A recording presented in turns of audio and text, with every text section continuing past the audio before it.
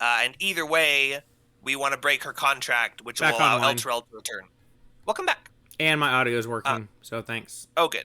I think I only lost a few seconds. So what happened is I looked at my earbud charge and it's still at 20%, and I'm like, bullshit. So I connect and then it's like, oh, actually 100%. And I'm like, you motherfucker. And then I go, okay, let me make sure the audio is picking up, and it's not. So I think what happened is when I switched over to my earphones, because Discord was still Oh. connected, but then I tried to open Discord, and it was sitting there with a black screen saying trying to connect. So even though I could hear you guys, the app was fucked. So and I tried Yeah, the rebooting it and it didn't fix it. It still was just hanging.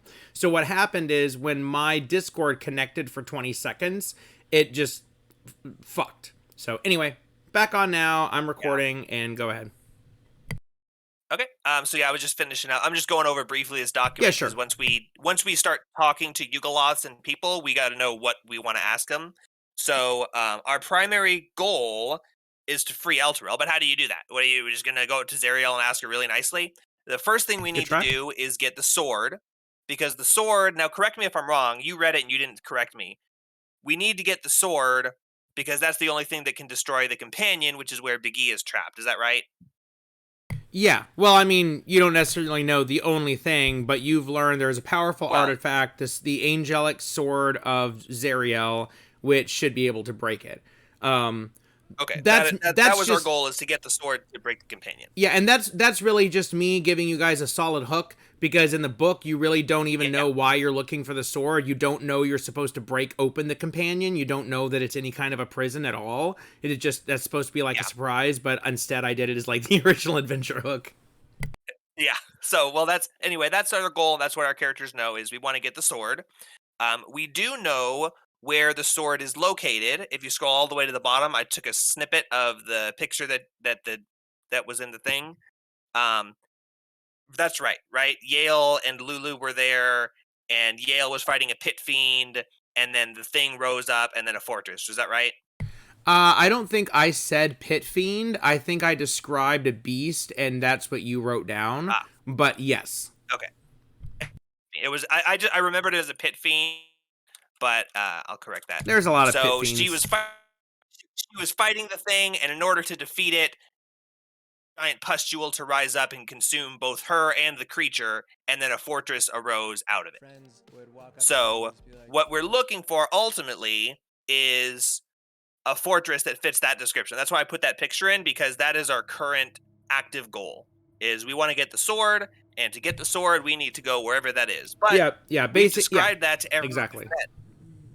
We've described that to everyone we've met, and so far, no one's been able to really give us any information about where that is. Um, and the next hooks that we've gotten are that there are 3 lieutenants, Olenthius, Haruman, and Bell, who are lieutenants of Zariel directly, and some of them are probably more likely to betray her than others. Namely, Bell, who hates her for stealing his position, Olenthius, who is a Death Knight controlled by her, and Haruman, who is her loyal subject. So I don't really think he's going to be much help. Um, but those are really our only information right now. Except Valrog told us that Mordenkainen's here, and as soon as Raxlor heard the name Mordenkainen, he was like, "Yep, that's where we're going. I know him. He's been in Legends. He'll certainly help us when the fate of the multiverse is at stake." So we're going to Mordenkainen with some general questions. One is, please help, please Mordenkainen, help, the fate of the multiverse is at stake, and hoping that he kind of gives us some leads. Um, Whether he gives us leads or not, the questions that I want to ask him, I've written down there. We want to find out where the lieutenants are, if Yale is still alive, or if we can contact her somehow, or if she's just dead. It's been 150 years. Is Red Ruth someone we can trust? Because that was the other lead that we had. Does he know the location of the Sword of Zariel for sure? What's a way that we can unlock more of Lulu's memories?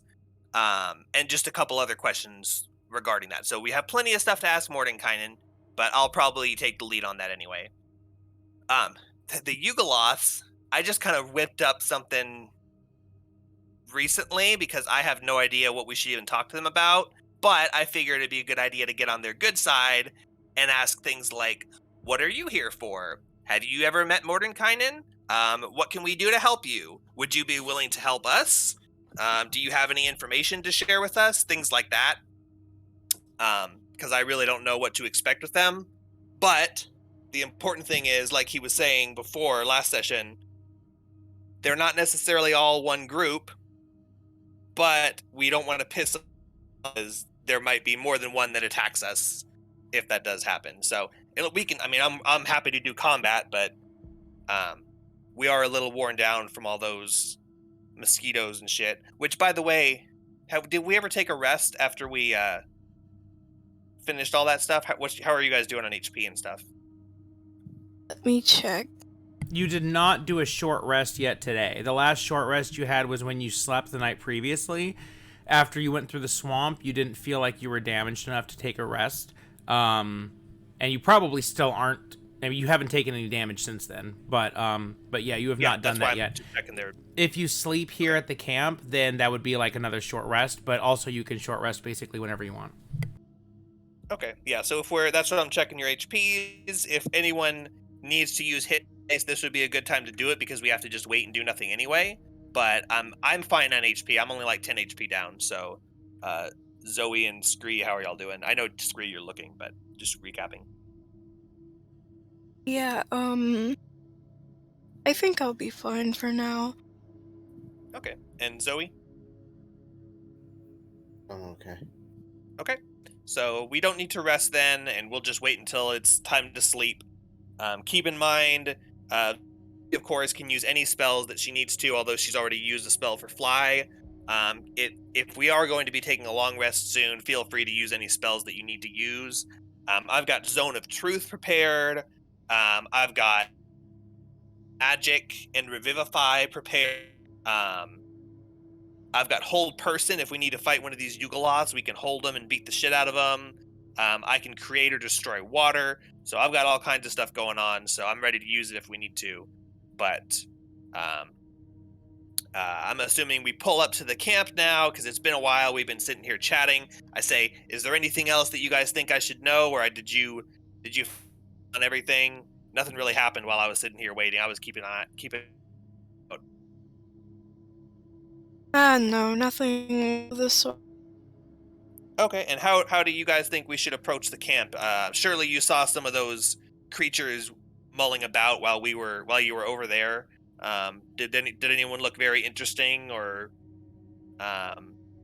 like if they were approachable or anything like that?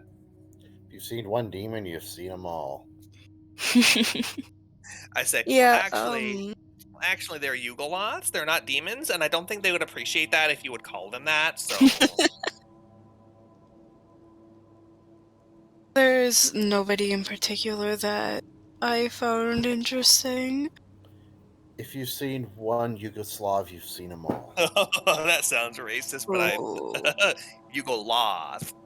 All right, well, I guess we'll roll on up then. I don't think we should park too close. I don't want them to think that we're like rolling up on them. Oh, that was the last question I asked. Do we have a way to shut down the machines and lock them so that no one else can access them, or are they just like if you get in it, you can drive it? Oh shit. Well, whatever. If we need to have someone sitting in the seats, we can. But yeah. There's nothing that I've read that says anything about a key. You just have to have the fuel, and your fuel is low, I think. So because this was basically your destination. I was gonna say, if there's still a little bit of fuel left, but not much, can we siphon the fuel out and just dump it on the ground? Then that way soak my hat in it. Oil. And soak your hat that way in they can't use the machines, and I get that sweet, sweet, sweet wasted soul power. On my constitution. My concern with that, even if it would work, is that we don't know who has soul coins. Anyone could have them because they're kind of the major currency down here. So if someone sees the opportunity to hop in and steal a machine while we're in talking to Mordenkainen, there's literally nothing stopping them. So I think someone probably needs to stay with the machines. I'll We've stay got with the machines. we've got Lulu, and we've got Shora. I'm kind of worried that Jibs would try and make a deal with some of the Yugoloths to like kill Shora or Lulu and take with the machines and be like, hey, let's form our own gang. So maybe Jibs should come with us, as weird as that sounds, just so we can keep an eye on him. That's a good And I point. really would like to have all the player characters with us, but there is a chance that there would be an encounter. Can I make some kind of a check? Because I want to ask the DM directly, but I don't think it would make sense for me to just ask you directly. But I'm asking, do I think, based on what I can tell and the circumstances and what I can see, do I think that it would be worthwhile a player character back with the machine to talk came up? Okay, first let me just answer the question of the fuel. I have not been super great about tracking times, but it seems, and also, I mean, we're stretching this stuff out over months and months and months, but it seems to me that you guys left on the 16th day of the month, and today is the end of the 17th day. So it was only 2 full days of travel, because because you pushed to get here in the evening. So technically, there is 1 full day of fuel left. It's going to last all day the 18th, and it'll run out the morning of the 19th. So you guys still have another day on it. There's no keys. I guess that's how it has to be, because I've never read anything about that, and that's also going to be you stealing shit. So if you find an unmanned vehicle, and now when you were in Fort Knucklebone, you did see that there is a whole bunch of fiends hanging out. Oh boy. Huh? And our army of chained up Yugoslavs that are there to drive them for us. Yeah. Oh boy. Meanwhile, the Yugoslavs look over like, what did he just say? Yeah, so let's say if someone is sitting in the driver's seat, right, no one else can come up and use it. But you could get ripped out of the driver's seat, and then they just take it over. Yeah. So yeah, the driver would need to be. Yeah, the driver would need to be ready to. So the driver would be sitting there watching, keeping an eye out on all sides. If someone starts walking up, keep within feet of them so that you can talk to them. But if they start walking towards you menacingly, you start rolling back. Yeah, exactly. So we definitely need to keep a driver in them, it sounds like. As far as the fuel, although it's irrelevant because we're not really going that direction, you did say the Demon Grinder was already low on fuel, right? That was what we were talking about, low on fuel. We still have 3 days left, but you said the Demon Grinder only had like 8 hours or something. Okay, so did I not make you guys don't remember putting in another soul coin? I believe maybe we did. So let me tell you something. I think you made us right before. Here's a mistake. It was that low that we had to put one in. Here's a mistake that I haven't done is I haven't tracked your using the soul coins, because you guys are tracking them, but really I need to track when you use them. So Yes. So I'm just. We did power. You did. You've used 3 soul coins so far, right? Yes, we've used a total of 3. We had a total of 7. We now currently have a total of 4. The 2 that were used to initially power our other machines have been going on longer than the one we used to power the Demon Grinder. So yes, you're right. I did forget that we also repowered the Demon Grinder because it was that low. Like, it wouldn't have even gotten us here if we didn't power it. Yeah. Okay. Yeah, they're not running low at all. Okay, so it'll last 6 hours. It has a 6-hour offset from the other ones.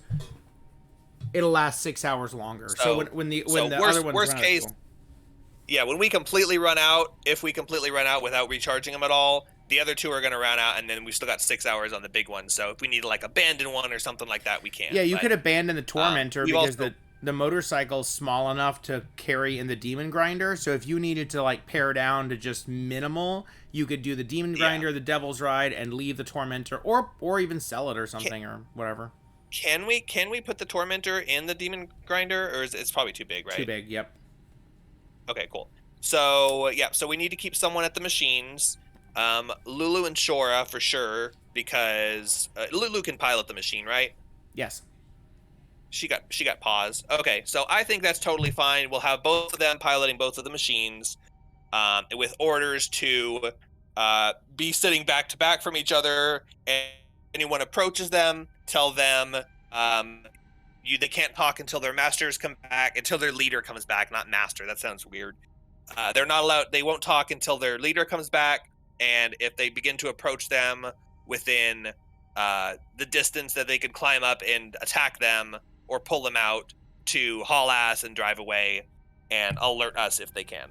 Okay, Sound so yes, so is one of them in each driver's Both seat? asking the Sounds party pretty and, good. Yeah, that sounds good. And Nick, Can you are hear those me? orders concise enough? Can you hear me? Can you hear me? God damn it. God damn it. Did you disconnect? No, I'm here. You just can't hear me. Okay, now I can. Now I can. You can? Yep.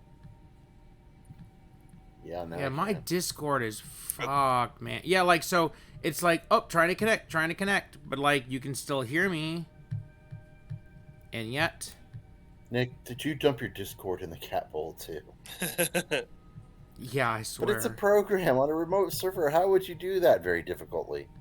Yeah, it's just sitting here. Connection problems, let us know. Like,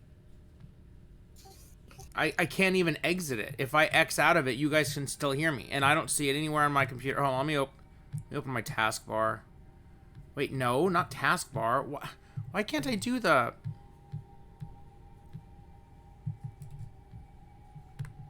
Okay. How do I see my programs that are running? I can't open Task Manager. There's Task. So right-clicking on my taskbar no longer opens Task Manager. Thanks, Windows 11. Have you checked your Coinbase account and bank lately? Can you guys hear me? Good. Okay. Now let me try it again.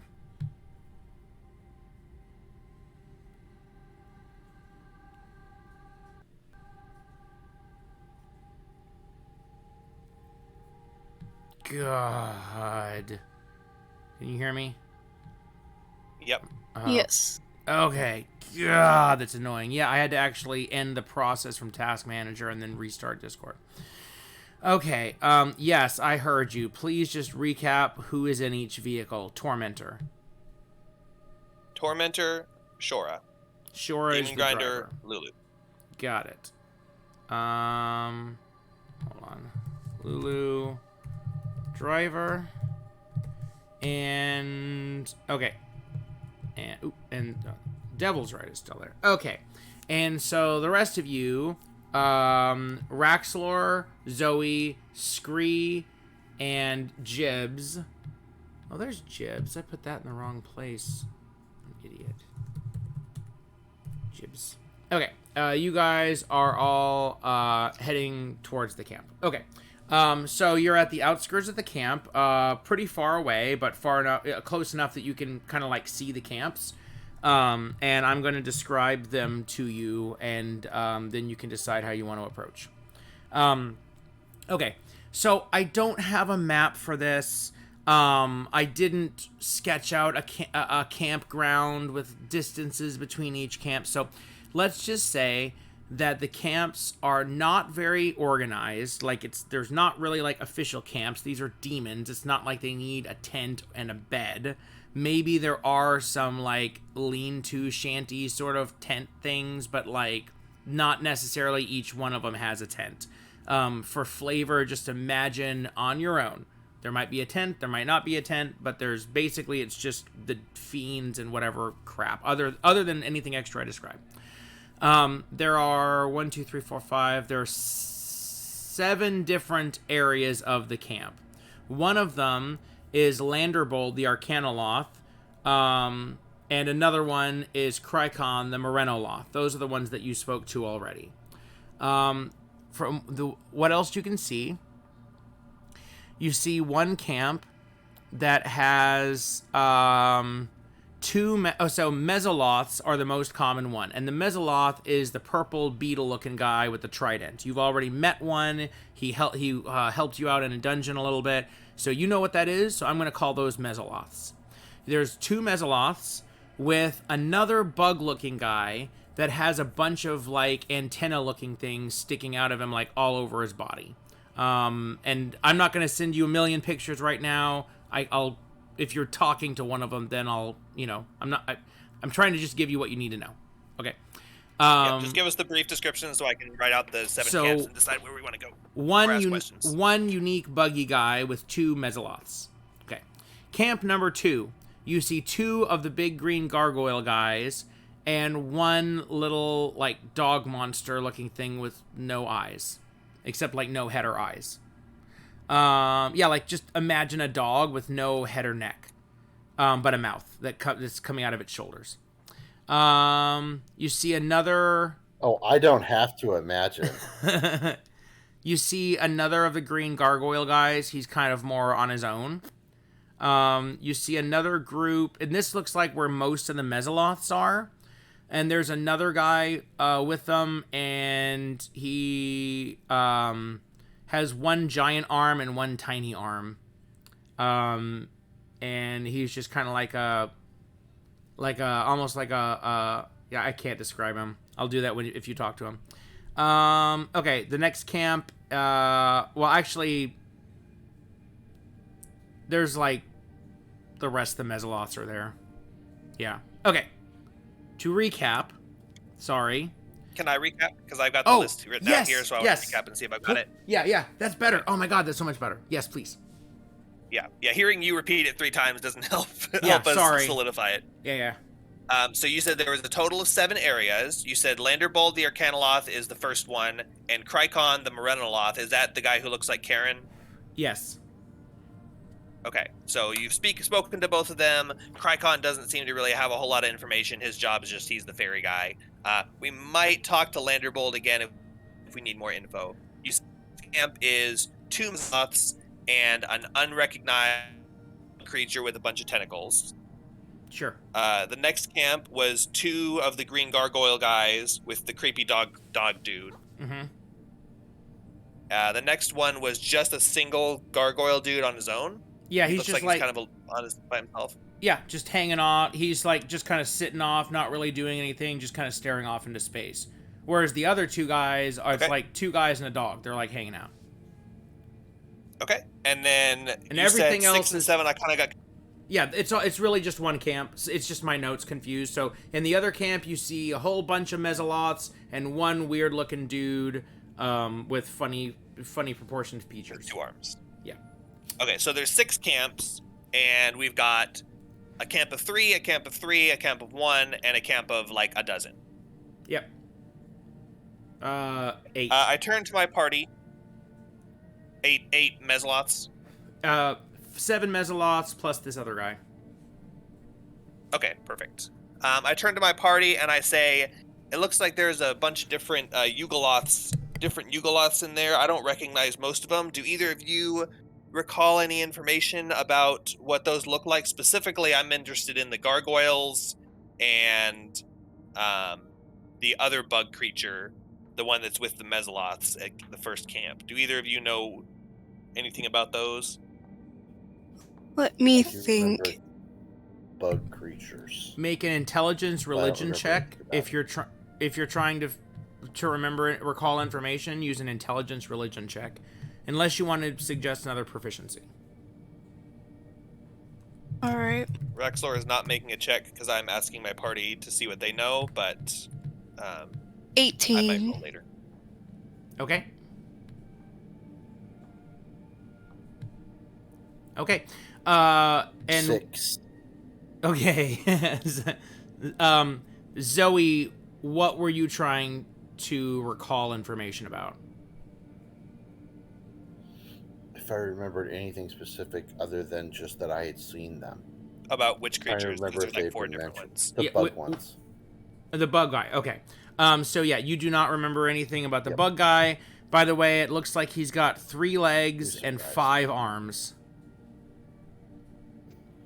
Okay. I think somebody may have. I am also more than looking he at could the chew. bugs, thinking. Okay, you're looking at the bug guy too with an 18. You remember that this is called a Durgaloth. I love to give the names as early as possible, so I Ooh. don't have to keep saying the Yeah. this looking guy. And you actually remember something that Mordenkainen said about Durgaloths. He said a Durgaloth's head doesn't turn along with its furiously spinning torso, and its torso can spin a different direction from its dancing legs. I'd like to vivisect one at one point and find out how this could be. Durgaloths are stupid and stubborn, only fighting when compelled to by a more powerful being or promised a chance to slaughter in the near future. They're too dense to understand complex missions, the nature of war, or the gains that other creatures made from their fighting, nor do they care. They are incredibly sadistic, laughing maniacally when spilling blood, and driven by an instinct to cause pain.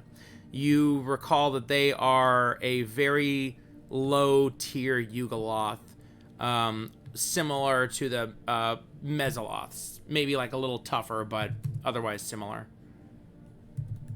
Okay, so explain to the others about how they're basically just like expendable pawns, but I also add on that I personally think they're very cute. I say, well, honestly, they're all kind of cute, but yeah, those ones In sound their like own way. they're not really worth talking to very much. They're just kind of big bruiser guys. But luckily, there's only one of them, so we shouldn't have to worry too much about it. But we don't want to go picking any fights with those two Mesoloths because they'll stick the Durgaloth on us. What about that Yeah. green guy? Do you recognize anything about him?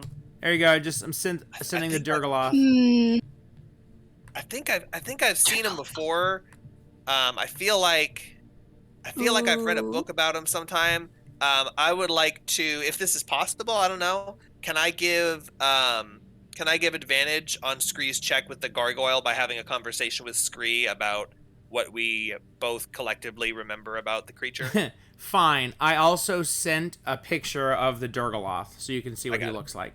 I'm gonna go ahead and send Like a solo picture of the Mesoloth, and yes, sure, I'll give you advantage this time. Not every single time.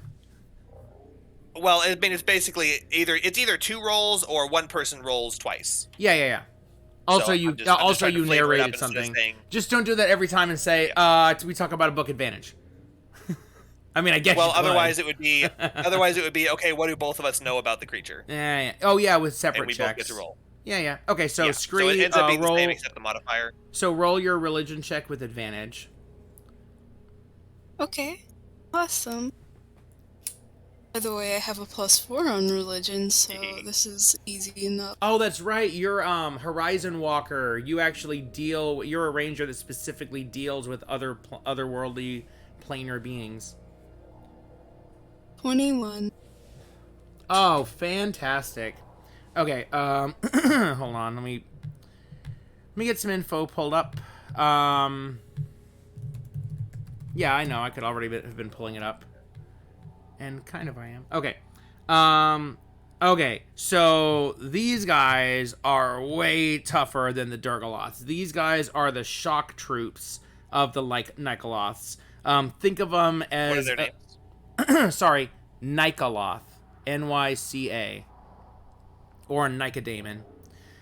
Also known as Sky Demons. They're the elite air cavalry in Yugoloth armies, swooping down onto enemy flanks and tearing up unsuspecting troops. A nightmarish foe, a Nikoloth strikes hard and fast without warning, and then teleports away. It uses its innate magic to turn invisible or create illusionary doubles of itself, further confounding its enemies. Nikoloths are the most loyal of Yugoloths. When they find an evil master that treats them well, they are unlikely to break their agreement, unless the reward for doing so is extreme. Wait, hold on. And 21 is really good, so let me actually tell you something stat-wise about them. Let me see. Their spell casting is mainly illusionary, like the invisibility and mirror image that I mentioned. They are especially resistant to magic. Yeah, I mentioned that they can teleport, and they're just brutal attackers with some invisibility, mirror image, and teleport sort of stuff. But like I mentioned, loyal, so they're not rampaging chaotic. They're very reasonable. They have a mid-level intelligence. They're not super smart, but they're not dum-dums like the buggos. Very Dum interesting. dums. Dum-dums. I say, great. Okay, so it sounds like we've got a bunch of foot soldiers, a bruiser, and some really strong cavalry dudes. I think out of the options that we have in front of us, that it would be a good idea to not go messing around with one of the larger groups, because if we do have to fight something, I'd rather it be a single guy on his own. And also, the Nikoloth sound like they're decently intelligent and know what they're doing, and also loyal to their masters. So we can kind of see what's going on, and we might be able to help him out. One guy on his own, what's he doing here? One dude by himself. So I think to get started, we should go check out camp number 5, as I have it listed, which is the Nikoloth by himself. What do you guys think? I think talking to a loner is a great idea. Yeah, I'd rather talk to one by itself than 17 madcaps because I'm an idiot following around all day. Yeah, you haven't had such great experience with large groups of strong enemies. There's a reason why I shouldn't take charge. I turn to Jibs and I say, "Hey Jibs, you've been here a while, I'm sure. Have you ever met any Yugoloths?" He says, course I met Yugoloths out, what the fuck is his accent? It's kind of like a bad, isn't it like a Cockney kind of, yeah, I've seen lots of God fucking damn it. Anyway, he's like, yeah, I've seen these guys before. What do you want to know about them? I'm just not feeling it tonight. Not for that guy. That was good. I say, oh, nothing specific. It sounded just, like Dennis doing a bad Philly accent in Sunny in Philadelphia. When he's intentionally doing a bad one. I was just interested what you thought about them, and whether you thought they were good creatures to deal with, or whether you had any affinity against them, or just your general feeling. Since you're here with us, I figured I'd ask your opinion. You are a valued member of Rhea's Rovers, after all, as the second lieutenant of the 2nd Battalion. He says, he goes, oh yeah, I can really relate to the Yugoloths, because they're like me. Money talks. Money, wealth, knowledge, power, whatever it is that they seek. They say about the Mesoloths that you can hire one for 500 gold, and you can trust one for 10,000 gold. So, their loyalty is definitely something that they choose. So I would say, make a persuasion check.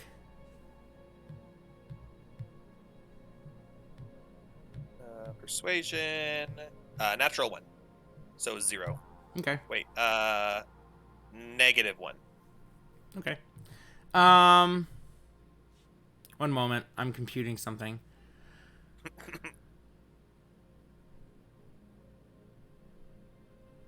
Remember, if you multiply something by -1, it inverts it. Yeah. Okay. Okay. So, he says, yeah. He says, make sure you stay on their good side. And if so, they're probably pretty trustworthy. I probably wouldn't worry too much about, trying to withhold information from them. They really like information. So if you tell them more stuff, you're probably more likely to get more help from them. Okay, that's good advice. Thank you, Jibs. You've proven once again to be a valuable asset to our band. And I smile at him, and then I turn towards the camp. He smiles back.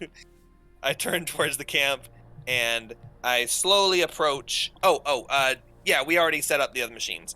I slowly approach the camp and keep an eye. I'm warily turning my head side to side to see if anything notices us and charges up and starts attacking us.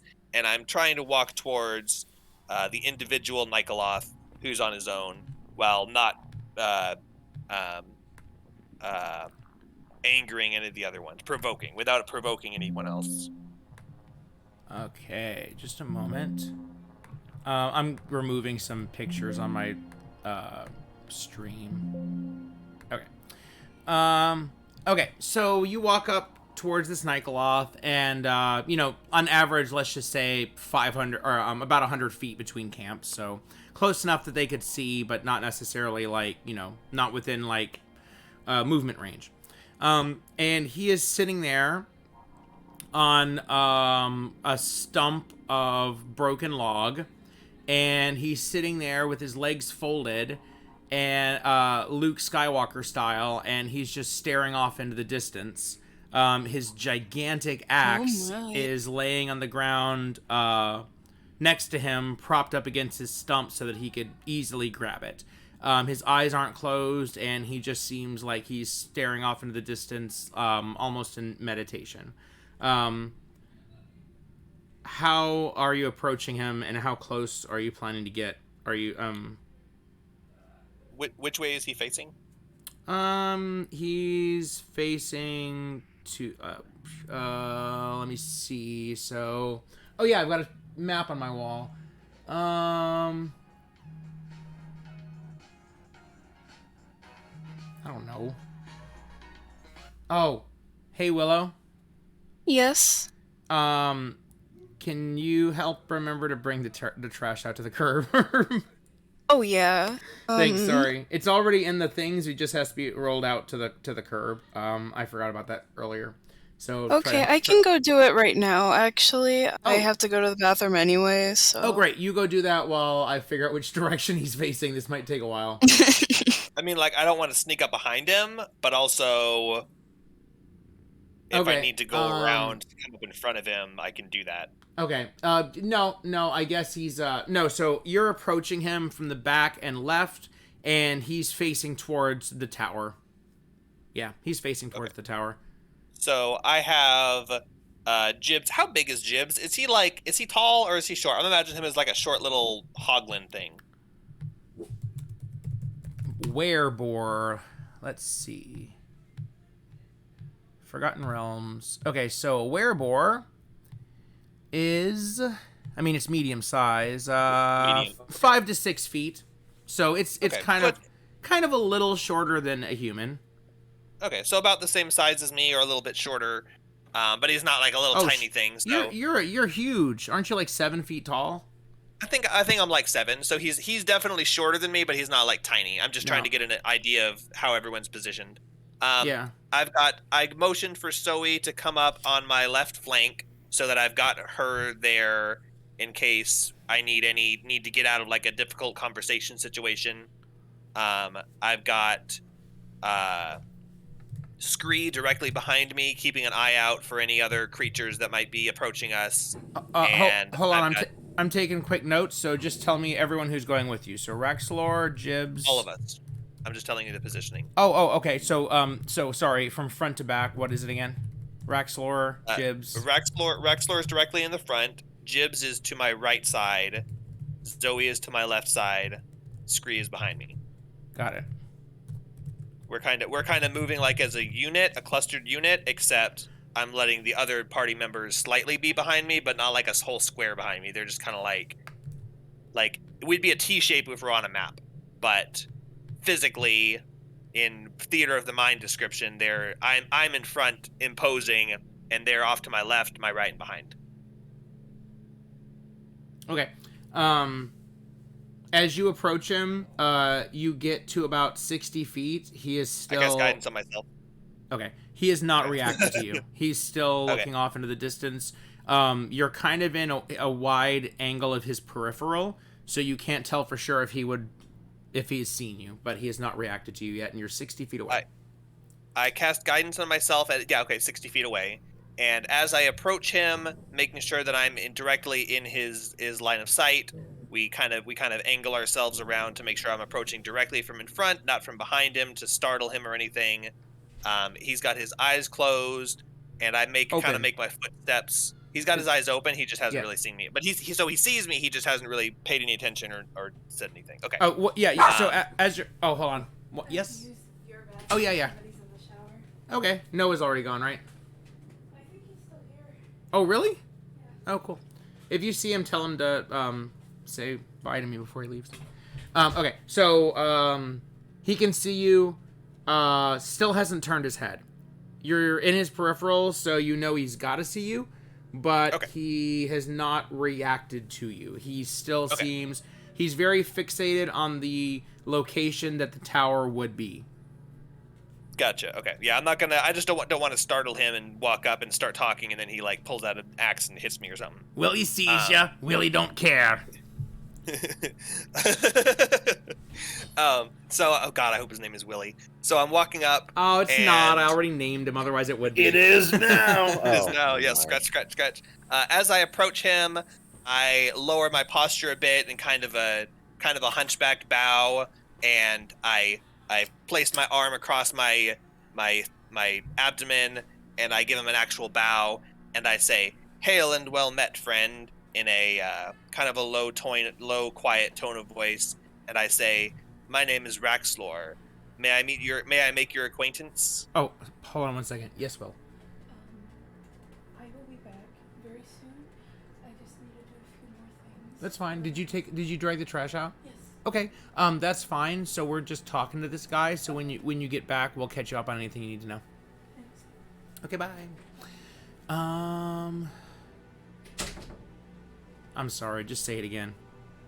"Hail and well met, friend," I say as I place my arm across my abdomen and bow gently. Okay. I say, "My name is Raxlor. May I make your acquaintance?" So now he finally reacts to you, and he turns his head slowly to the left until it's lined up with you. His right hand sort of like moves towards his axe, but not like he's grabbing it yet, just like he's getting ready. But he seems very calm. And he looks at you and says, "What do you want?" My weapons are visibly sheathed and like piece tied, basically. I can still draw them if I need to. They're just like, they're not like, hanging off my back ready to draw. They're just they're very obviously, I'm not here to pull my weapon and attack him. And I say, "I hope I'm not bothering you. I know that waiting for a long time can be very tedious. I believe we may be here for the same reason as you and all of these other creatures around here are. We seek an audience with Mordenkainen. I figured that to pass the time, we might share our tales with one another and discuss what brings us to this place to meet the greatest of wizards. If you are interested in sharing, if not, I will bid you adieu. I don't have any intentions to bother you or interrupt your meditation." He says, Time will pass with or without speaking. I have no need for sharing stories, although, if you have any useful information, we could have a conversation. Tell me, anyone who comes here is seeking an audience with the Great Wizard. Surely, you're aware of what that means. Why are you here? I say, we have a number of reasons to speak with him, but of course, I'm sure that I surely have no problem sharing our tale with you first, as I'm the one who asked, so that's only fair. I say, you can probably tell that we're not from this plane. We came here as adventurers seeking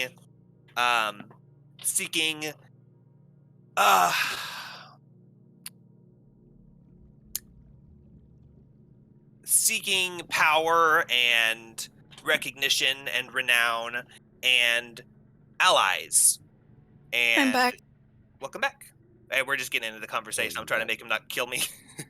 I say we came to this plane in search of knowledge and power and powerful allies that we know to live in this place. When we heard that Mordenkainen had a residence here, well, we just had to come and see what sort of creatures that he was communing with, because obviously anyone who seeks the audience of the great Mordenkainen is very powerful indeed, and we figured while we're here, it might not be a bad idea to talk to him too, so really, we're just here to scope out the area and see what sort of wealth awaits in this place. What about you? Do you seek wealth and power, or knowledge, or are you here on a more specific quest? He says, I seek whatever the whatever the mage will offer. Does he call him the Mad Mage? I think he calls him the Mad Mage. He says, I seek whatever the Mad Mage is offering for the day. Sort of a daily quest situation. He tells you, it's funny for you to come here seeking something specific, because any who have an audience with Mordenkainen are more likely to serve his interests than for him to serve theirs. He says, what do you think? Makes sense to me? No, he doesn't say anything. He lets you continue speaking because you started to talk. I say, we have no specific business here with him. We just came to see what he had to offer, just like you say. So it sounds like we're in good company here. Then we have no demands or requests of the Mad Mage, as you refer to him. However, if we do happen to get an audience with him, we'd be more than happy to put in a good word for you, if you would be willing to share with us more of your experience and your knowledge.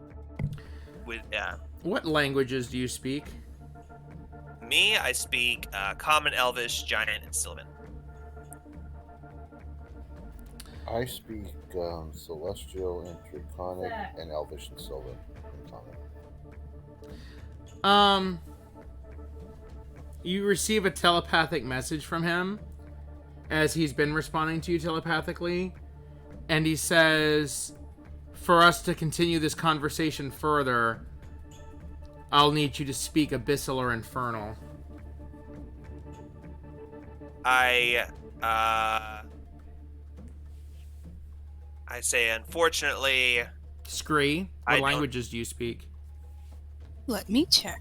I say, unfortunately, I don't have knowledge of those languages. I speak Infernal and Abyssal. And then I turn to my party and I say, so you said he was speaking to me telepathically? Does that mean no one else could hear what he was saying? Well, yeah, so apparently they speak Abyssal, Infernal, and telepathy. So he understood you, apparently, and he was speaking to you telepathically. Yeah, I fucked up the language. I didn't check the languages. A lot of these guys can just understand you, but no, Abyssal, and that's pretty stupid. Like, what's the point of having languages? So, no, only Scree can talk to him. So you can tell Scree what you want Scree to say, and then Scree can talk to him. And telepathy was a psionic mental ability that enabled one intelligent creature to send and receive thoughts without words or a shared language. A creature must know a language to use telepathy. Telepathy is languageless. Dude, sorry. According to the Forgotten Realms wiki, but I mean that was just a quick Google. But okay, so we've actually just so that's funny because I'm just talking quieter because I'm trying to not disturb Deanna, because I get really loud easily. So that's funny because we've actually questioned before whether or not telepathy means that you can receive messages as well, and I can't remember. I think we've tended to say yes that you can, but that's funny that you just read that because that seems to confirm yes. So I'm gonna say I didn't fuck it up, but this Nikoloth is trying to consider whether or not he wants to talk with you more, or if it's get out of here, kid, you bother me. And that's one of his requirements is he's like, you know what, if you want to speak to me, then you need to be able to speak my language. So it's kind of like a respect thing. That's what I'm getting. I'm fine with doing that and role playing with that, but because you shared with me, you said, oh, I fucked it up, he doesn't speak common, so you can't have it, then we need to discuss the rule behind that if that was leading you to do it. However, if you're saying he's just doing it anyway, that's fine. Yeah. But we do need to determine telepathy is a mental ability that allows a monster to communicate mentally with another creature within a specified range. The contacted creature doesn't need to share a language to communicate, but it must be able to understand at least one language. A creature without telepathy can receive and respond to telepathic messages, but can't initiate or terminate a telepathic conversation. Perfect. So yes, 100%. This is the monster manual. All Now, there's other telepathic abilities that don't allow that. That is the ability telepathy in the monster manual. Well, that's really Other things don't. That's so funny because I'm pretty sure that it seemed like before that answer was difficult, but that seems really cut and dry. So awesome. It's because it's in the stupid monster manual and they hide rules around their different books. Oh yeah. But I swear that we like looked it up because it was like, what if you're telepathically telling your animal? Can it? Anyway, doesn't matter. Proceeding. I respond to his request. Hold on, go ahead. Just a rule thing, just real quick, just finishing it up. Oh yeah. So even though I did say I fucked it up, also I'm constantly looking at the stat block and thinking about what you're saying and trying to think how he react, right? So if you just pretend that I did my all that research ahead of time, he still does that because basically he's trying to force you to prove yourself to him, and the first step is, can you speak my language? You know, that might impress him. As long as you clarify that and we know how the telepathy actually works. Otherwise, we're basically retconning the whole conversation, and that's kind of weird. But yes, that's exactly, the conversation has gone verbatim exactly up to this point. And my response to that is, I respond telepathically, and I say, unfortunately, I don't have knowledge of such languages, although I do respect their complexities and intricacies. I just haven't had the pleasure of learning them.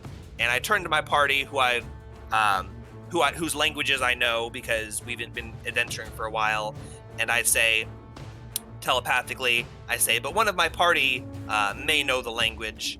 Would you be willing to speak with them on my behalf if they are able to communicate with you in that way? He says, I seek no extraneous quarrel with you or anyone. If someone is respectful enough to speak my own tongue out loud, then I will converse with them. I turn to Scree. Now, they don't understand common, right? I can talk in common all day long, and he has no idea what I'm saying. Correct. I'm not going to be weird or anything. I'm just saying I don't have to, like, whisper to Scree or anything. No, it's true. Yeah. I turn to Scree and I say, hey, we've been chatting telepathically, and he says he really wants someone who speaks his language because that's kind of like an honor thing for him. So I'm going to turn the reins over to you, and I totally trust you. Just be careful with what information you reveal. I don't want them to know that we're here, like, I don't want them to know necessarily our entire purpose of being here. So far, I told him that we are adventurers here seeking glory and treasure and power, and we came to seek an audience with Mordenkainen. So try to answer any questions that he asks to the best you can, but don't reveal too much of our purpose here, and find out if he has anything of value to offer us, or if there's any favors that we can do to him to earn his favor in the future.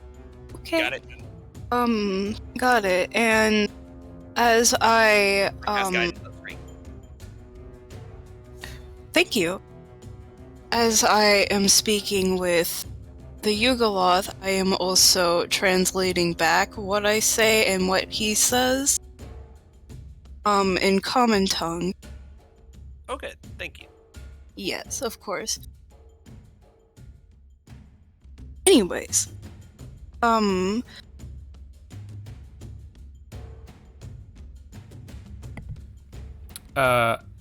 Sorry, I just had a coughing fit.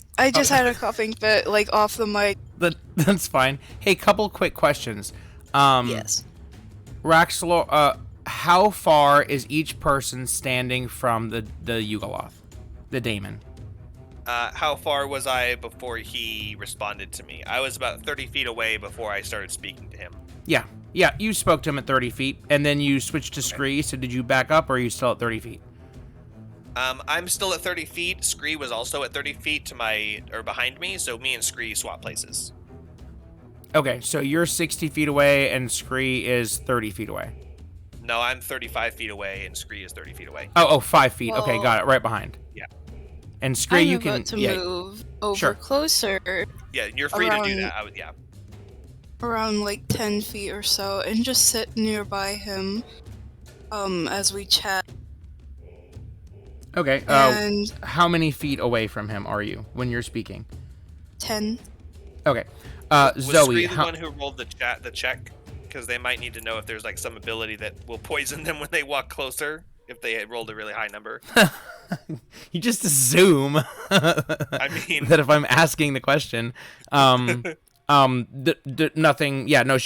They got a really high check, and no, nothing like that. They're resistant to poison, but it's not like they spew out poison. The biggest risk of getting close to a Nikoloth is their fucking axe. Oh wait, no, their claws are badass too. Great axe, yeah, it's a great axe. Okay, Zoe, how far away are you from the Nikoloth? You can just say any number of feet further away than Jake. That's a good answer. Oops. I had requested Zoe to my left and Jib to my right, and they're both kind of offset a little bit behind me. So yeah, got it. Okay, that's totally fair if they were kind of lagging behind a little bit by 5 feet. Okay. You know, like when you watch a movie when he's like, hey, and when the big bad guy is like, hey, I don't recognize, that guy there, and it's all a bunch of people he knows, and everybody but one person steps back. I was one of those people that stepped back, which is why I'm 5 feet further away than Jake. Okay. Can you... sorry for all the questions. Can you each remind me what, if any, spell effects you have on yourselves? I don't... I noted the fly, which is gone now.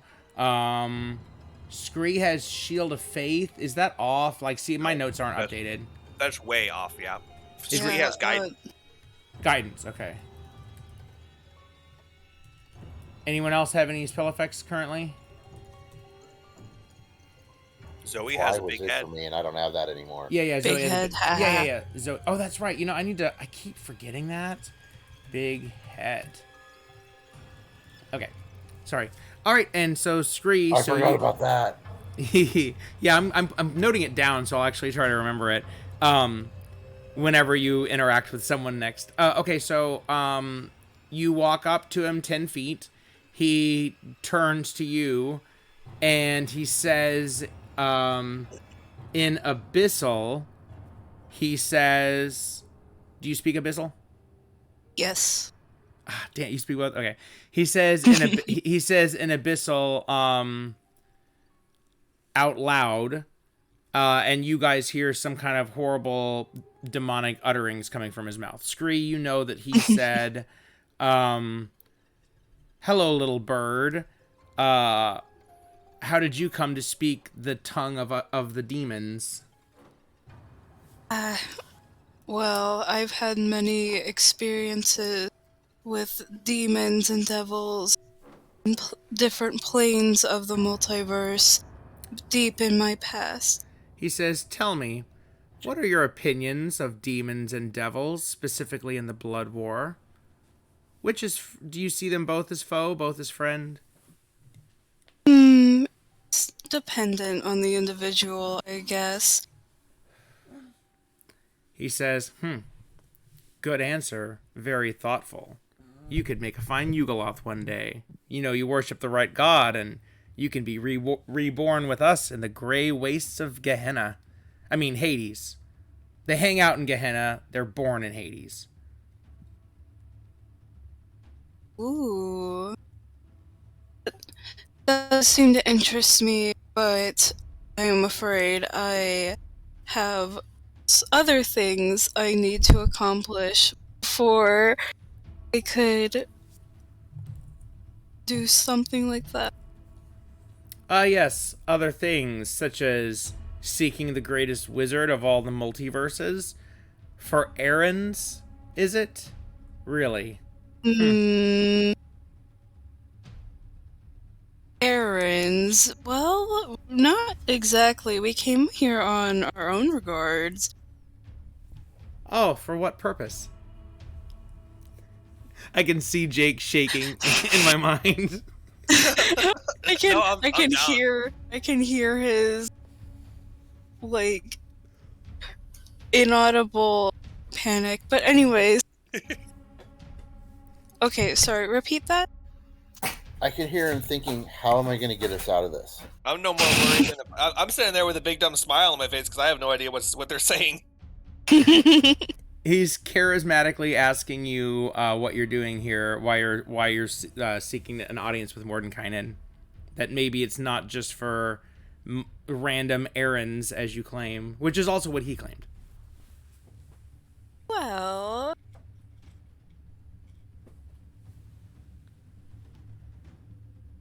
Oh, geez. Okay, hold on. I need a moment to think because I don't want to let out too much, like, oh yeah, we're going to go see the multiverse. Like, I can't exactly do that.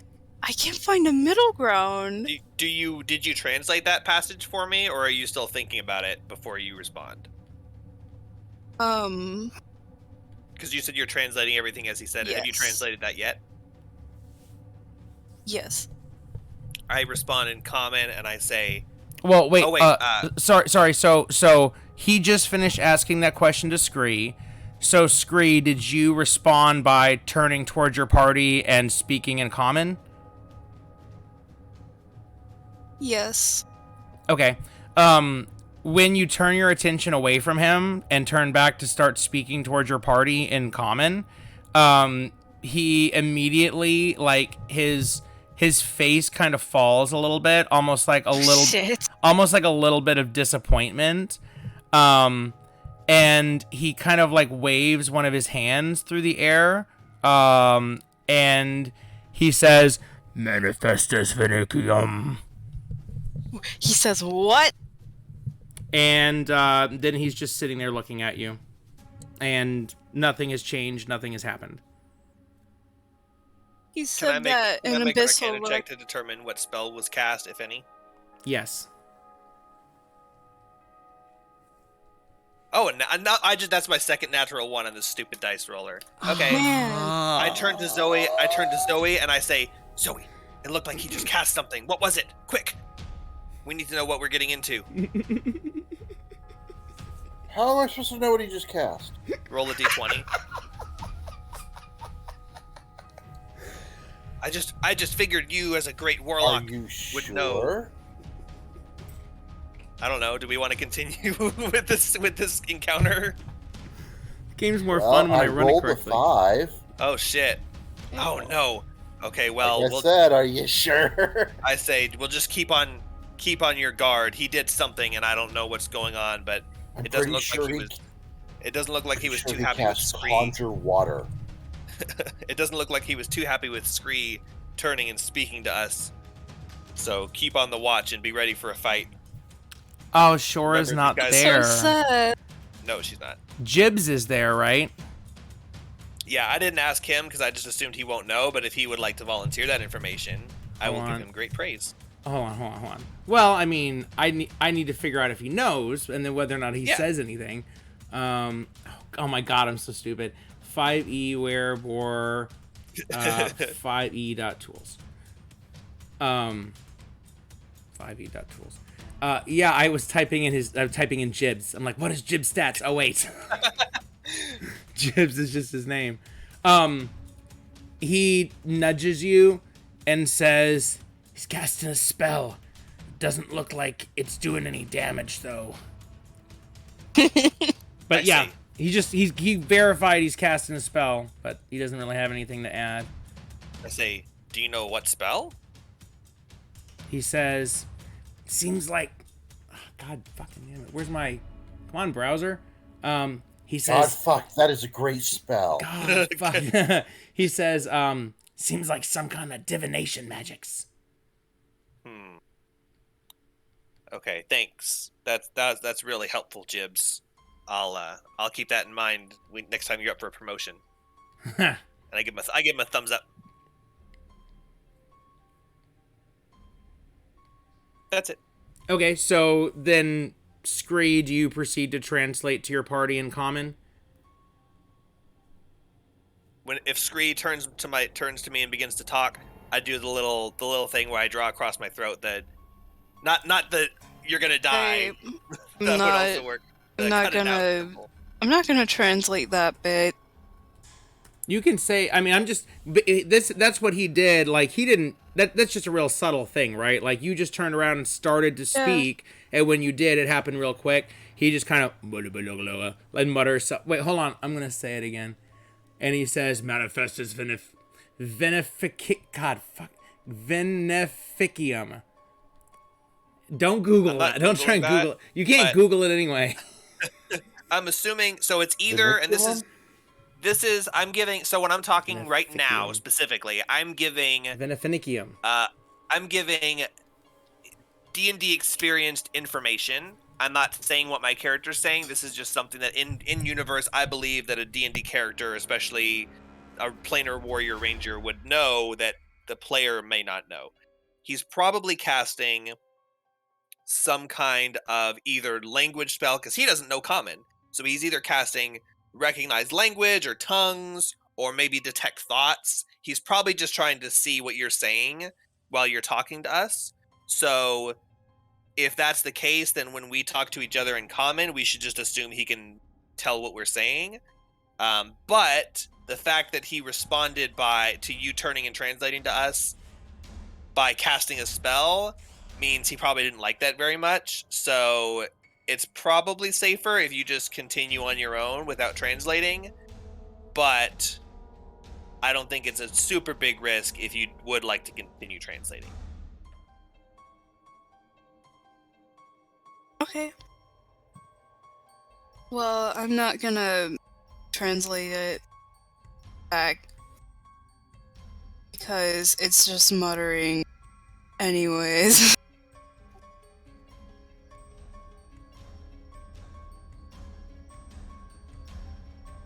Yo? Wait, okay, well, sorry. So what? So he asked you a question, and he's waiting on a response. Okay, sorry. So let me let me just kind of recap the last like 3 seconds or something so that we can remember where we are.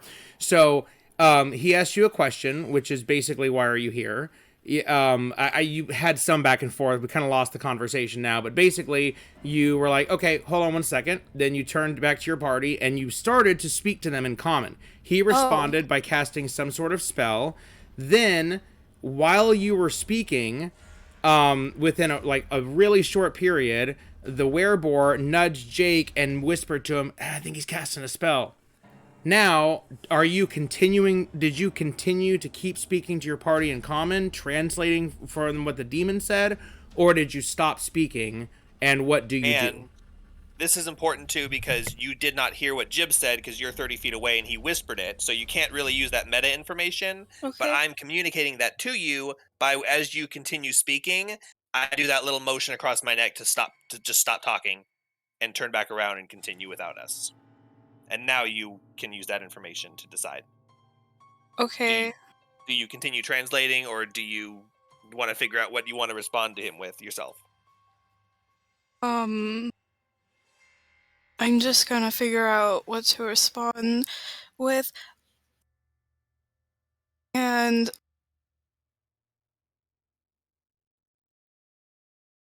well, we are here. Fucking Christ, hold on. Yeah, this is a tough one. Don't worry too much about it because worst case, if you piss him off, we fight him, whatever, no big deal. Second worst case, he doesn't like talking to us and he leaves. Third worst case, he tells some archdevil what we're here for or whatever. I mean, we're already walking around telling people what we're here for, so we're gonna get out eventually. Don't feel like he's about to just go hog on you guys. Like he's from what you know, because you got a really good religion check earlier, and from what you know that he's said, he's not looking to pick fights. He is here on business. He's here to speak to Mordenkainen. Imagine going up to some old business guy or woman, but definitely old, at the airport, who's like waiting on a flight, and you see him and he's sitting there and he's waiting and he's not doing anything at the moment, so it's not like he's busy and you're bothering him, but he's focused on the big giant stock deal he's about to do or something. So now you're coming up to him and talking to him, and when you started speaking his language, he was kind of almost smiling. He was amused by that. It's like, oh wow, I'm talking to a Kenku who's speaking Infernal. Like, that's interesting. And what are you hanging out with all these guys for, right? So it's piqued his interest. then when you guys spoke for a little bit, but then when you had to check with mommy, basically, then he's kind of like, oh, I get it. I see who wears the pants in that family, right? So it's not like he's going to start attacking you, but you kind of like, he was kind of like, all right, this guy's kind of cool. And now he's like, respect. Yeah, he just lost a little bit of respect. Because remember, you're dealing with like demons, but these guys are like really shrewd. They're not orderly, they're not chaotic, they are evil, but they're really just kind of do whatever they want. So he was liking you, and now he's like, maybe not. So it's not like you can't get it back again, right? But now you have to decide. You could just go ahead and translate for your party and ask them what to do. But you could also think, maybe you should save face. Maybe you just say something quickly to Raxlor, like you could give him an update. So yeah, basically you just have to decide how you want to proceed, because you're the only one that can speak. But it's like, are you just Raxlor's translator? Like you work for him and you just do his dirty work? Or is it like, oh no, you're an equal ally and you're actually a powerful planeswalker and you've had these many dealings and, like that, right? So I'm not trying to make it difficult. It's just a rich experience, right? So you're really like interacting with this. It's, I know that you guys like to defer to Jake or me since we're like the pro players, but you guys have cool ideas too. And so in this case, you're the one that is totally set up to talk to this guy. And so it's on you. And don't worry, I'll give you a charisma roll too.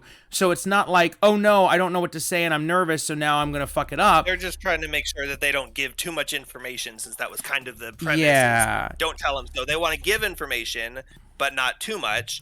And they were going to ask, like, okay, well, how much do you think is enough? Yeah. This guy didn't like that. Now it's their turn to decide what to say. I think all that background is kind of stuff we're already familiar with. It was more of a simple crap. What kind of information do I give? Yeah. And I don't want. I guess figure that out your own. Exactly. That is the one thing, and that's why I'm kind of letting you talk to him. Besides the fact that it's fun, a charisma roll decides if he likes you or not, right? But we're talking about like, what information do you want to give him? Because any information you give him, he's going to like. But if you give him just the wrong information, that might end up being bad for you down the road. Maybe you tell him, oh yeah, we work for Duke Ravengard, we're trying to save Elturel, and then he's like, okay, cool. And then nothing happens, but then 7 months from now, you're traveling through Avernus, and suddenly you see a Nikoloth with an army coming at you, and you're like, uh-oh. Like that kind of thing. Boy. So be smart about what you... How would we finish this encounter? Yeah, exactly. Yeah, like as you're leaving. But anyway, so sorry, that was my note. Don't feel pressured. But yes, however this is your turn to shine. This is your abilities. You can definitely give information to your party, but also this is your time to shine. So you could also just attack him if you want, but he doesn't seem angry at you right now. He's totally indifferent with you. It's kind of like he went up to amiable and now he's back down to indifferent. So I got it. Yeah, that was a terrible example, right? Okay, sorry. So, do you what do you want to? You're given too many options again. I think you recap this. No, Scree, what would you like to respond with? Yeah, that was what I was going to say now. So, what do you say to Raxlor? Because you were talking to him. I motioned as Scree begins to talk. I motioned for Scree to stop talking. And turn back around. Just kind of shrug and turn back around. And reply with in a way, we are kind of here to change the tides of the much higher demons and devils. No, wait, it's just the devils, isn't it? I don't know. You can say whatever you want. It doesn't have to be true. Yeah. Okay. Okay. Especially with the higher ups, like. You're gonna name drop. Okay. Yes, that's okay. what I'm looking for. Hold on.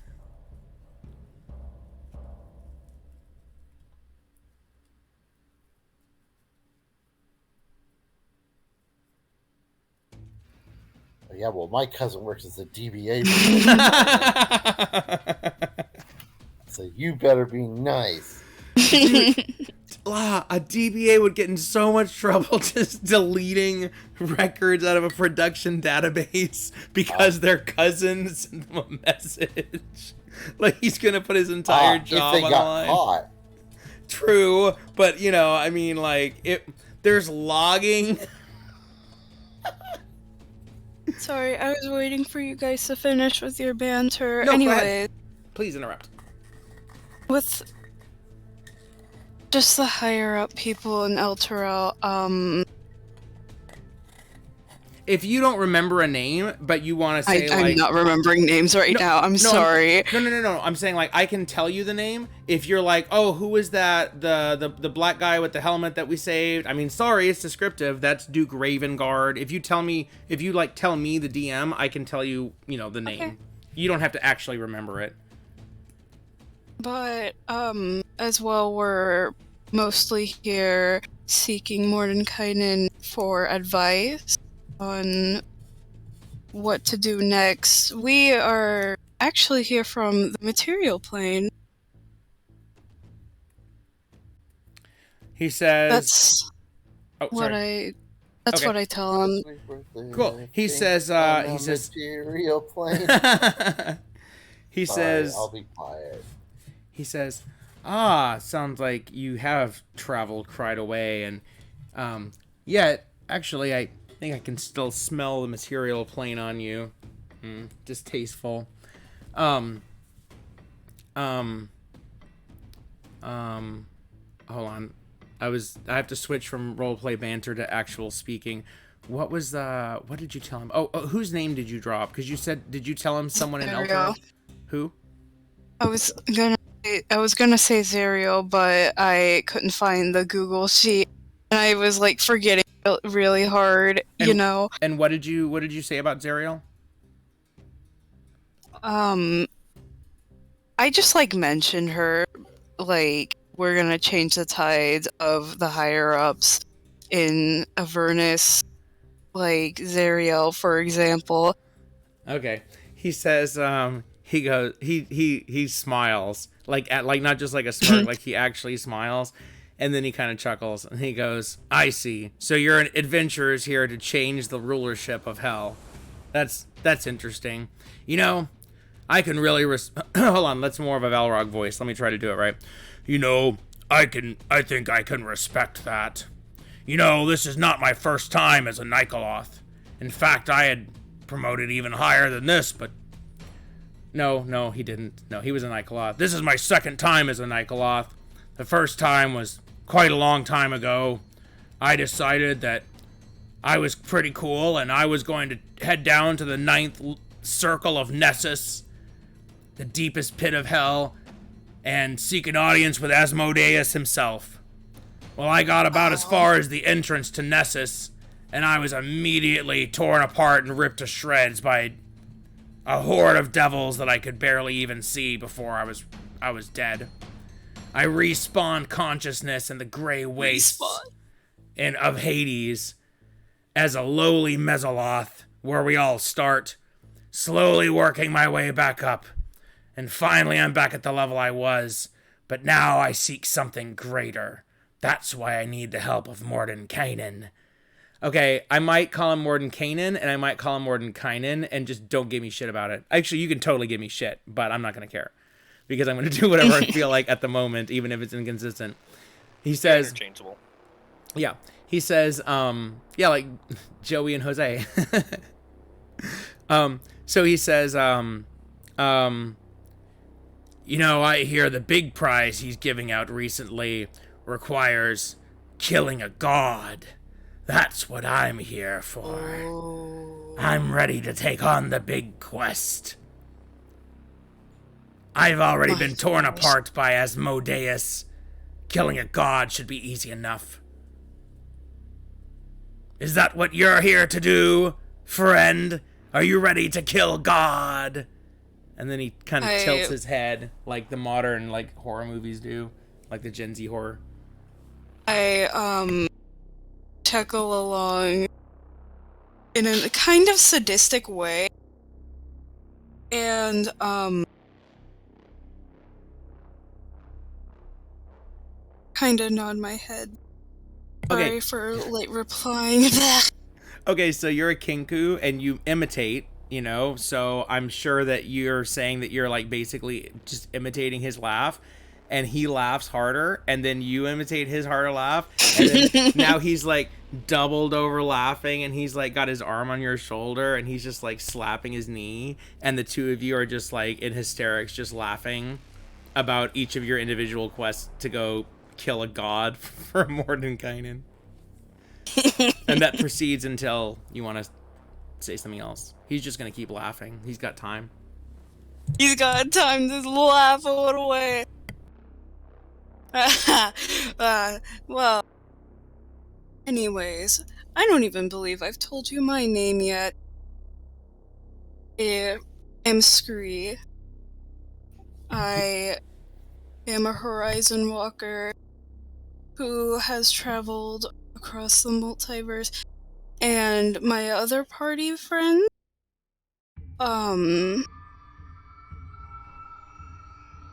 shoot, I was gonna mention something about, like, how we could be great allies and stuff, but I just kind of don't have it in me. I'm feeling a little burnt. Yeah, that's fine. Today, but you don't have to do fancy role play. That's just you can say that you do fancy role play. That's totally fine. Oh yeah. Okay, so I do fancy role play. So when you I mean literally you can say in the game, you can say my character says something fancy. Like you can actually, because you're not your character, right? So yes. You can literally say that. So you do this grand introduction, a very like respectful ally, not any sort of like subservience, and like as you gesture towards Raxlor, and when you do, he goes, "Oh, is that the baby one who enters the pit without speaking its language?" Yeah. He kind of laughs again. He goes, "What about those other scrubs? Why do you have a wereboar following you around? What's up with that?" We are really an odd pairing, but fate intertwined us together. Can I eat him?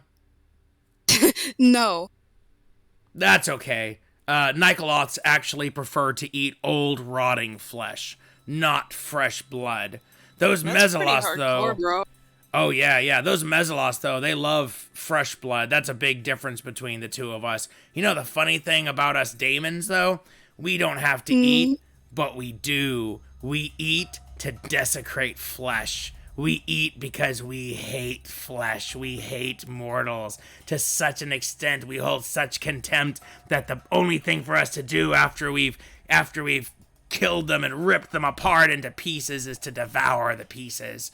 Yes, but I like to wait until it gets putrid for about a week or so, and little maggots are growing in it. Ah, yes, that's when it's delicious for me. Those Mezzaloths, they just love fresh blood, like, I believe they're chowing down on some wizard over there right now. Funny, just yesterday that wizard was in one piece. Now he's in all of their stomachs. My name is Dareth, by the way. Hello, Dareth. That is very lovely. Make a charisma check. Okay. And this helps determine his... Natural 20! Really? Wow. Yes. Okay, you now have a Nikoloth friend. Ah, yeah! He pulls a business card out, and it looks like... it looks like the guy from American Psycho. Oh, God, what is his name? Paul. Oh, damn it. Oh, why have you guys not seen American Psycho? And he says, not Patrick Bateman. Oh, God, Paul Allen. Yes, and it's a Paul Allen business card. And only me and you guys, when you eventually watch the movie, can get it. So he whips out a Paul Allen-looking business card, and it says, Dareth the Nikoloth. And then it says, reborn the second time, he who stepped foot in Nessus. I, take this business card and take a good look at it. And he says, you're good folk. Yeah. He says, you're good folk. If you survive around here, if you have any questions or anything, look me up. By the way, that's a sweet +2 magic bow that you got there. Seems like you got that from Lathander. Huh. Mm-hmm. Hey, you happen to know where he's at? Unrelated question. Lathander the god. Do Lathander? Do you know where Lathander the god is? His location at all? Just wondering. Not currently. Oh, okay. Hey, if you do find out, like, or where any other gods are, not for any real reason, if exact location is what I'm talking about, yeah, just let me know. Actually, I'm gonna tell you, I was kind of messing with you earlier.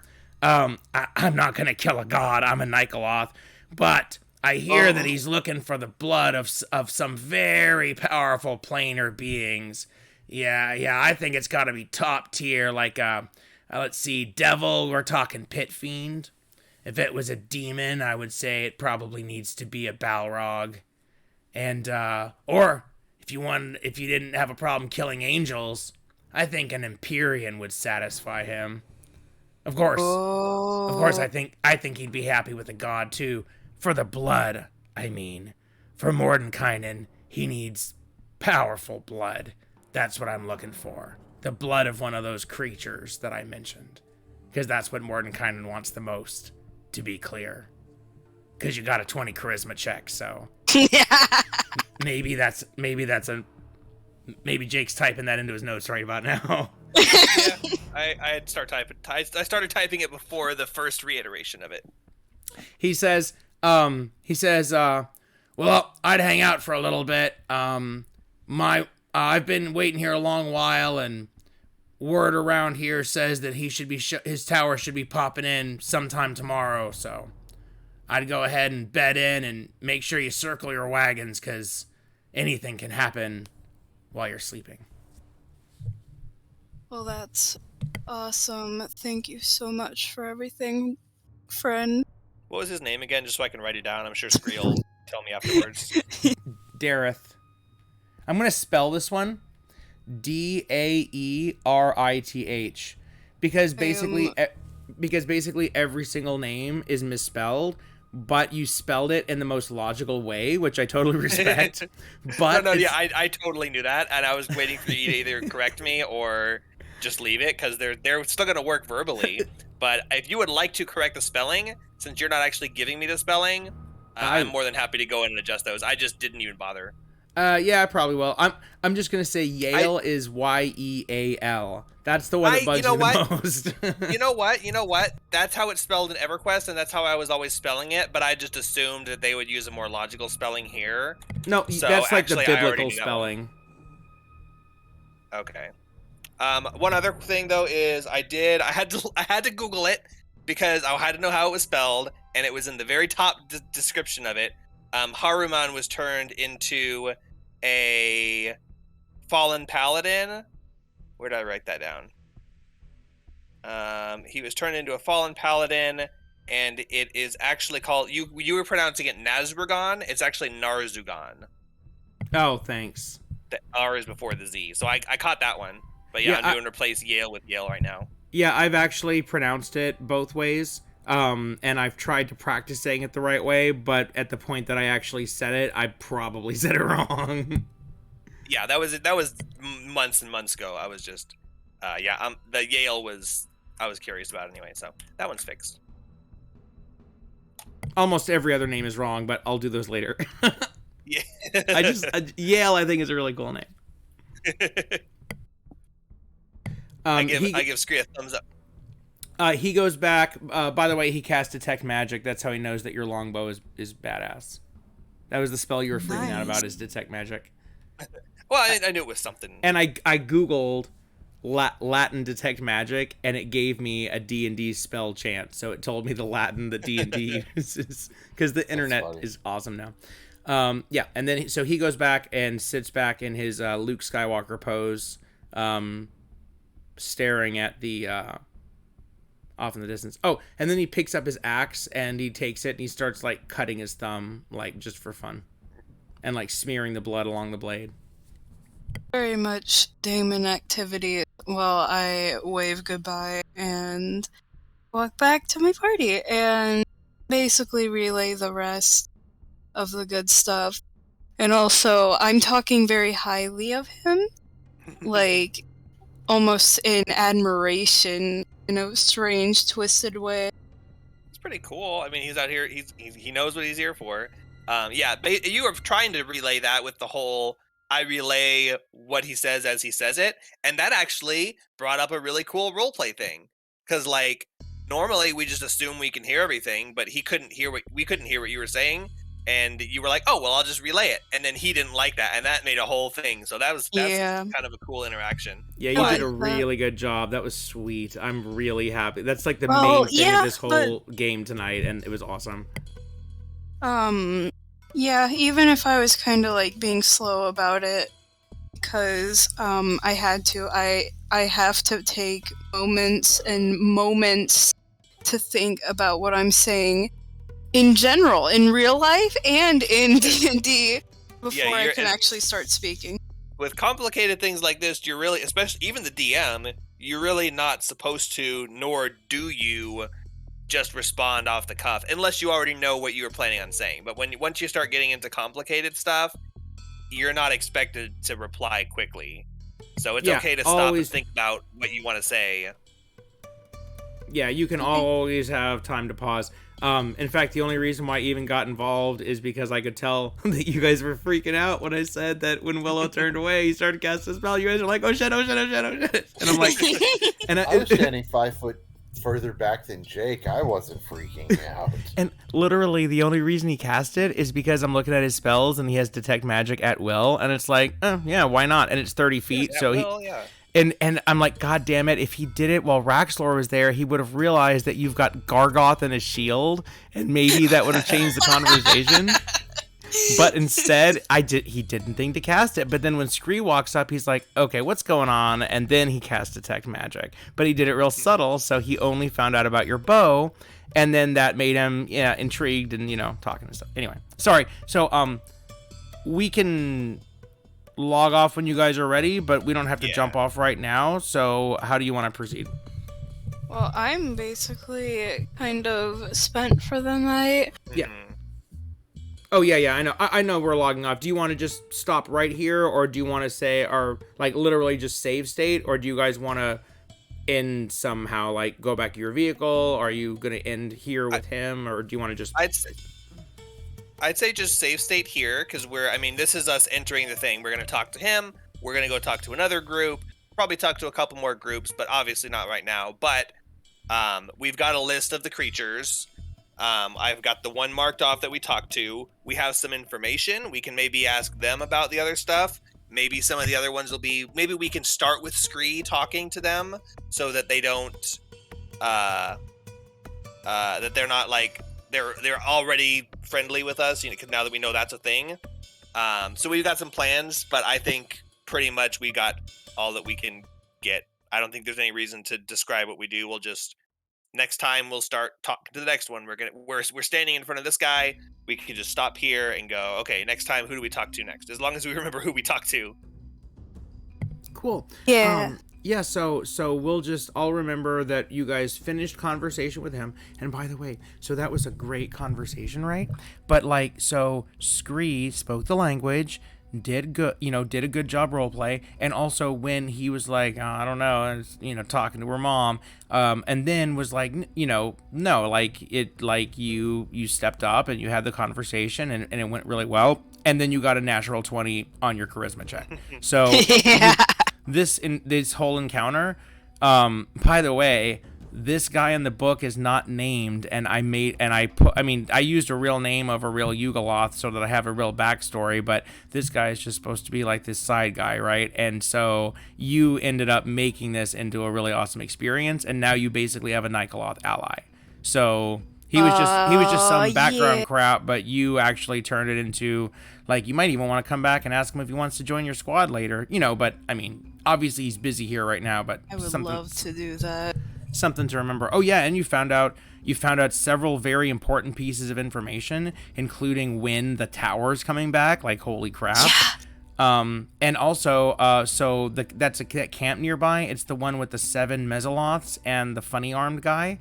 And so you notice when you're this close, you can see that a lot of them are sitting around like eating. like they're eating like giant drumsticks or something like that.